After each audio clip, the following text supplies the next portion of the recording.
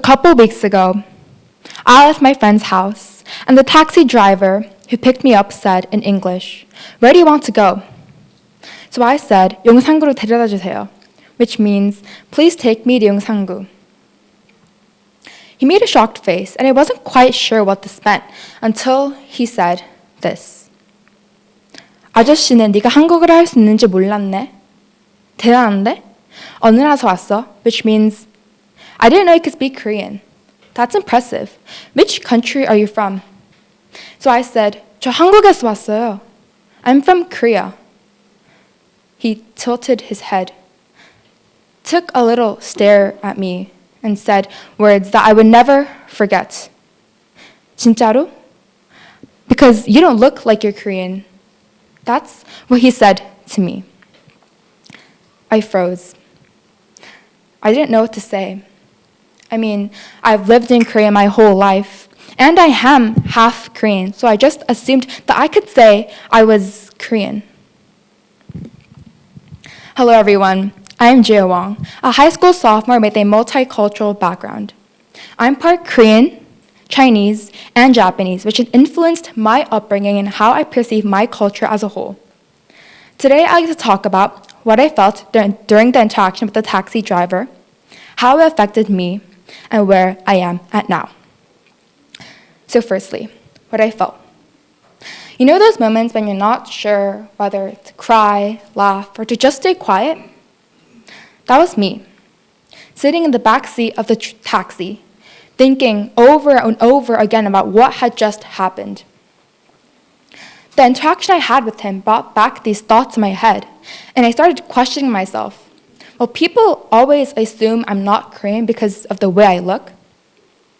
Because I feel like no matter what I do or what I say, people still seem to question whether I belong in this community. Korea was the one place that I thought I could truly call my home. And no, it's not because I've lived here my whole life or because I have friends here.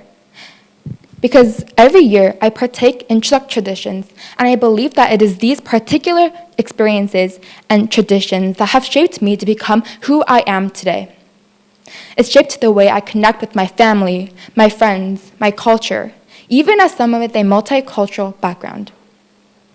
And yet, people still seem to question whether I belong in this country. And so I thought, maybe, just maybe, I have to look just a bit more Korean.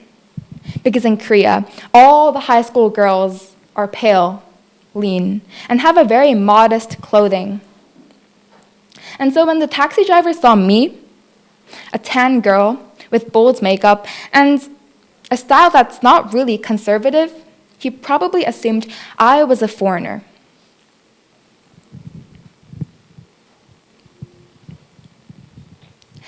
When we reached my house, I said thank you to the taxi driver, and I smiled at him. Then I got off and went back to my house. But inside, I was so confused. Why was he questioning whether I was really Korean? So secondly, I like to talk about how this affected me.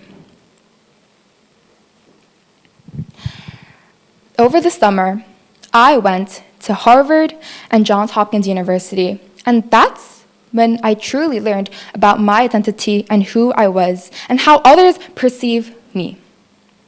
So, for example, this summer I went to Boston and participated in Harvard Debate Council. And when I was there, I vividly remember the first day when everyone was introducing themselves and getting settled in their rooms. And I remember walking up to the 5th floor, greeting my roommates, and getting settled, and then introducing myself. So I said, "Hi, I'm Gia, and I'm from South Korea." And right after I said that, they asked me again, "So, are you really South Korean? Can you even speak the language?" I replied, yes. But I don't think they really believed me. Because later that day, I was on a call with my mother, and I was speaking Korean to her. They overheard that I was speaking Korean, and they were so shocked. Their mouths dropped open like I was lying, like that there was no way I was speaking Korean to my mother. Another example comes from also this summer when I attended Johns Hopkins University pre-college program. I was enrolled in a class called Anatomy, Physiology, and Disease. And I remember, one day we were learning about the human anatomy and bones. We were looking at the bones and corresponding them with different parts of the body. And I remember looking at the bones and thinking that two of the bones looked identical. So I raised my hand and I asked the professor, "Professor, these two bones look alike. How do I know the difference?" He smiled at me and said, "That's a really smart and well-thought-out question for someone like you." And at first, I felt so proud because I was able to raise my hand and ask a question to the professor in front of 70 other high school students, mostly juniors and seniors. But that feeling quickly vanished when I realized what he might have actually meant by saying, "for someone like you." Did he mean that because I was 14 in a room filled with 17, 18-year-olds? Or was it because of the way I looked?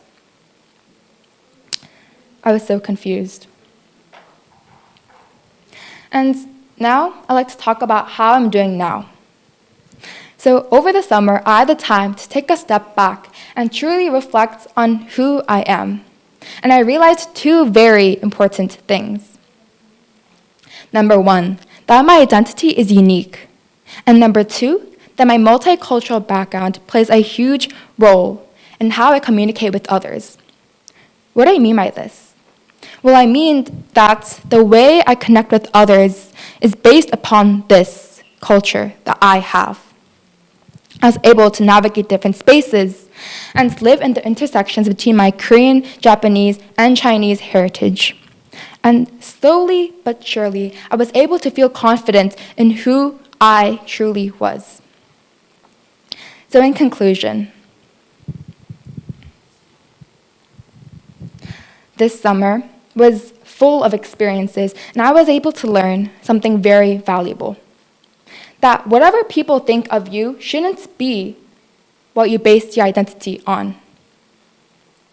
As Raldo once said, "To be yourself in a world that's trying to make you something else is your greatest accomplishment." And that's what I've learned, that my identity is something for me to create, for me to understand, and for me to truly grasp. Thank you.